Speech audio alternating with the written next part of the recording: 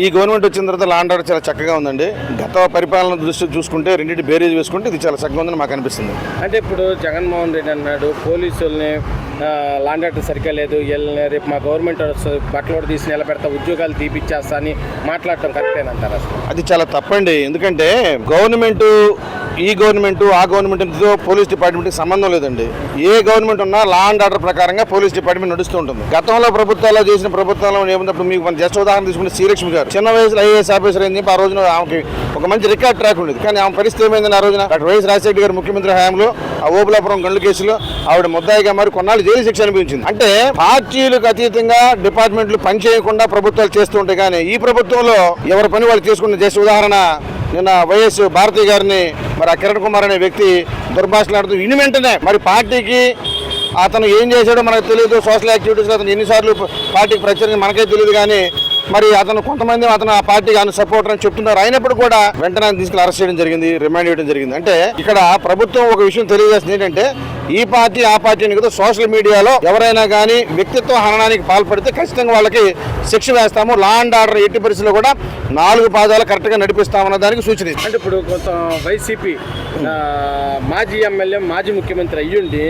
Next మా government వస్తే గుంటూరు నుంచి అటు సైడ్ ఉన్న వాళ్ళని నరుకుతాం, ఇటు సైడ్ వాళ్ళ ఇంట్లో నుంచి ఉత్తరాంధ్ర వరకు ఇళ్ల నుంచి బయటకు తీసుకొచ్చి కొడతాము, అది ఇదని మాట్లాడటం అసలు కరెక్టేనంట? అది చాలా తప్పండి. అది కారుమూరి నాసిర్ దగ్గర ఆయన విజ్ఞతకు వదిలేస్తున్నాం. అది ఈ రోజున ఒక ఎమ్మెల్యే ఉండి ఒక ప్రజాప్రతినిధిగా ఉండి మీరు ప్రజలకు ఏమేమి మెసేజ్ పాస్ చేస్తున్నారు? మీరు భయభ్రాంతులకు ఎందుకు గురి చేస్తున్నారు? మీరు ఈరోజు రాష్ట్రంలో ఏం జరుగుతుంది? వైసీపీ ఉండి ఏమైనా దాడులు చేస్తున్నారా? ఒక విషయం అండి, ఆనాడు చంద్రయ్య నడి రోడ్డు మీద పీక కోసేశారు. అప్పుడు మీకు శాంతి భద్రతలు మీకు తెలియలేదు, ఆ రోజు తప్పని మీకు అనిపించలేదండి? చిన్నది విషయం. డాక్టర్ సుధాకర్ ఏమన్నాడండి, మాస్క్ లేదన్న పాపానికి 2 చేతులు పెడరెక్కలు విరిచి ఒక గోంటాన్ని తీసుకెళ్ళినట్టు ఎస్సీ వ్యక్తిని తీసుకుని డాక్టర్ గారిని ఆయన మరణానికి కారణం ఎవరు ఆ రోజు గుర్తులేదా మీ అందరికీ? మరి అలాగే చూసుకుంటే మందు రేటు ఎక్కువ ఉంది, మందు చీప్గా ఉందని ఆ కుర్రను చెప్పేశారు. ఇలా రకరకాలుగా ఆ ఎంకయ్యమ్మని ఎంత హెరాస్మెంట్ చేశారు మీ అందరూ తెలిసిన విషయమే.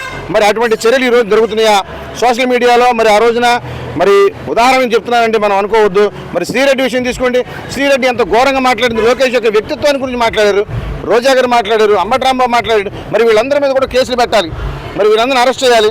మరి అయినా కానీ చేయకుండా ప్రభుత్వం ఏం చేస్తుంది మరి మనకు అర్థం కావట్లేదు. కానీ ఈ రోజున ఈ పార్టీ చెప్పింది వాళ్ళ యొక్క కిరణ్ కుమార్ అతనికి సపోర్టర్ అని అతనికి అరెస్ట్ చేశారు. మరి కారుమూరి నాగేశ్వరరావు గారు ఇప్పుడు ఆయన ఒక బాధ్యత గల వ్యక్తి. మరి ముఖ్యమంత్రి జగన్మోహన్ రెడ్డి గారు 5 సంవత్సరాలు ముఖ్యమంత్రిగా చేశారు. ఆయన బట్టలు కూడా చేస్తాం, పోలీసులను పంపిస్తాం, వాళ్ళకు ఉద్యోగాలు లేకుండా చేస్తాం, సప్త సముద్రాల దాన్ని మనం తీసుకొస్తాం అన్నది ఏంటంటే ఒక రకమైన బ్లాక్మెయిల్కి పాల్పడుతున్నారనేది నా ఉద్దేశం. వాస్తవంగా ఈ రోజున 16 నెలలు మీరు జైల్లో ఉన్నారు. ఇప్పుడు కూడా మీరు మనం ఎట్లా బెయిల్ మీద బయట తిరుగుతున్నారు 5 సంవత్సరాలు. మరి నేను ఒక్క విషయం చెప్తానండి, ఇదే విషయం ఒకే ఒక మాట మాట్లాడి ఈ రోజున ఒక సామాన్యమైన వ్యక్తి, ఒక ఆర్డినరీ పర్సన్ ఇదే మాట మాట్లాడి బయట ఉండగలుగుతాడా? ఇదే మాట పోలీసులు మేము ఇట్లా చేస్తాను సామాన్య వ్యక్తి ఎవడైనా మాట్లాడితే అతను అవకాశం ఇస్తారా? మరి రాజ్యాంగంలో మరి ఈరోజు డాక్టర్ బిఆర్ అంబేద్కర్ పుట్టినరోజు ఈ రోజున రాజ్యాంగంలో మాట్లాడే హక్కు ఇచ్చారు. మీకు వాక్ స్వాతంత్రం హక్కు ఇచ్చాం కదా అని చెప్పి నోరుందని ఇష్టానుసారంగా మాట్లాడి ప్రజల్ని, ప్రభుత్వాన్ని కానీ లేదా పోలీస్ డిపార్ట్మెంట్ కానీ బ్లాక్మెయిల్ చేయడం చాలా తప్పు. అది గౌరవ ముఖ్యమంత్రిగా చేసిన అతని వ్యక్తికి మరి అటువంటి మాట్లాడి చాలా తప్పు. దీన్ని ఖండిస్తున్నామని ఎవరైనా